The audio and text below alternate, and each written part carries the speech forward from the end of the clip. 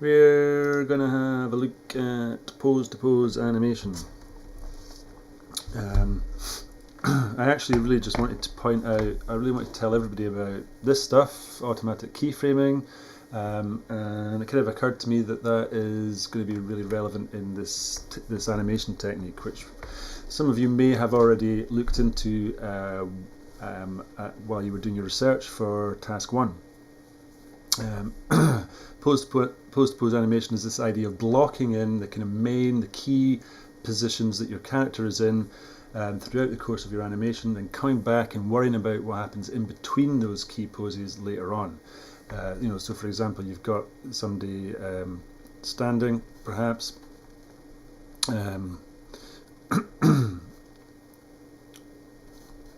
in this first pose. So you keyframe all your bones in this initial starting point, and then perhaps we want to have that extremely long arm wave. So you would have, so this is your pose to pose, and then you would maybe continue on, think about what she's going to do next, turn around, crouch down, and move the hand in front of the body, whatever that, whatever the next significant pose is, and then later on we come back and worry about what happens kind of in between. So for example, she might shift her weight slightly, or tilt her head, or the position of the foot might change. These are the kind of this is this kind of finessing that you would to the transitions that you would do later on. To begin with, you would maybe just animate this arm, and then whatever the next change is, and come back and worry about the stuff later on. So we're going to have a look at adding keyframes automatically with automatic keyframing using keying sets. This is getting to be a bit of a mess. To speed the process up, and then the prerequisite for this really is that we have a rig. I've kind of noticed that some of you have already started the rigging process, which is great. If you haven't, then I would recommend having a look at this tutorial here. I'll post a link to this on Facebook, so it covers the whole process, step by step, of creating a rig. You guys, your characters are obviously much more, they're a lot more simple than this humanoid, but it can be adapted really easily to anything really. So it goes through the whole process of creating the armature, and then skinning the mesh to the armature, right down to the weight painting process. So this is about how much influence the bones have over the particular parts of the particular verts in the mesh. So highly recommended. Have a look at that. So let's have a look in Blender. This is the render of the little animation I was messing about with just before class. You've got that initial starting pose, moving to the wave, and then the salute. I don't actually have the blend file for that, so I rattled something else together very quickly. I mean, this literally took about 15 minutes or so. I'm not showing off again. It's a very fast process, especially when we bring in this idea of adding keyframes automatically. And you can see there slightly the idea of this first pose, the second pose, the third pose, and then coming back later and finessing. If you look at the hand, you can see how the hand is continuing to move when the arm stops. Hand continues to move when the arm stops.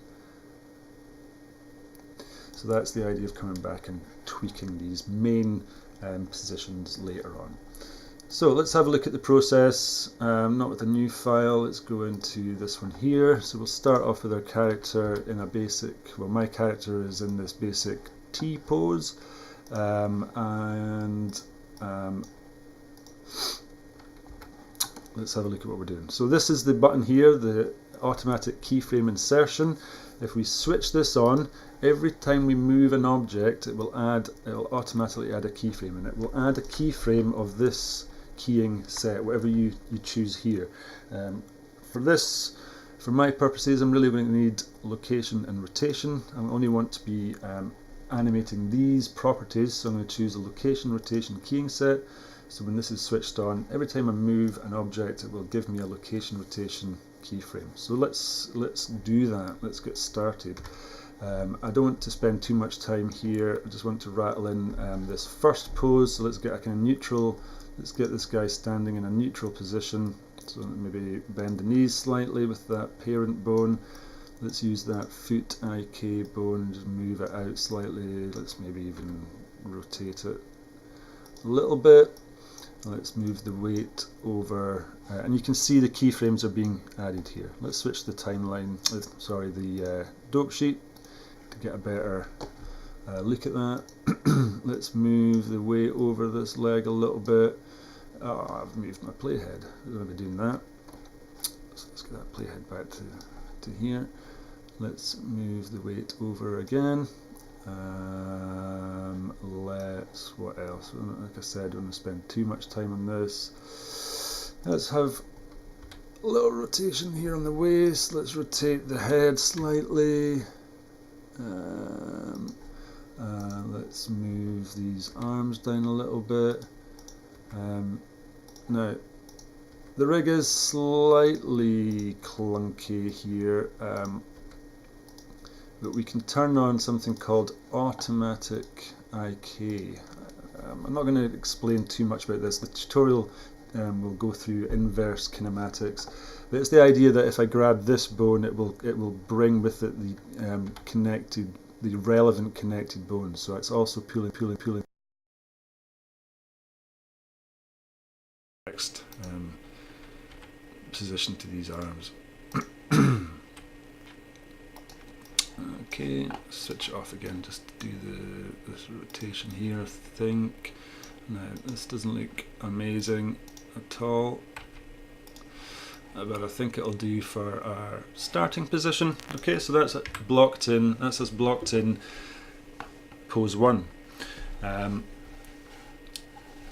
It's only showing us the keyframes for the selected bone. That's because I've got this option switched on, only include channels relating to the selected objects.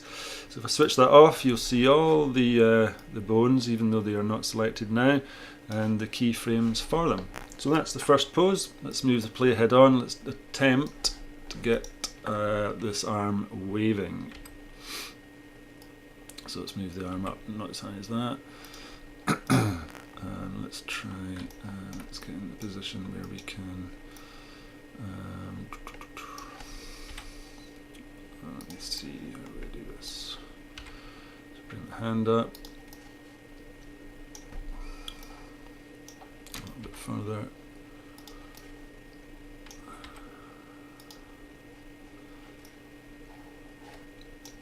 Bear with me. That'll probably do. Let's take it a little bit further up. To there. Okay, so that's our second pose. So first pose, second pose, and you wouldn't be worrying about what's going on with the rest of the body at this point. Get the playhead into our position for the third pose, and then whatever we need to do, crouch down, move the arm across, turn around, and continue on like that, coming back later on to add in the details, finesse that transition. So well, let's put the wave in. So we'll move the arm a little bit more this direction, and then bring it. Oops, I'm gonna do that. Then let's bring it back again. And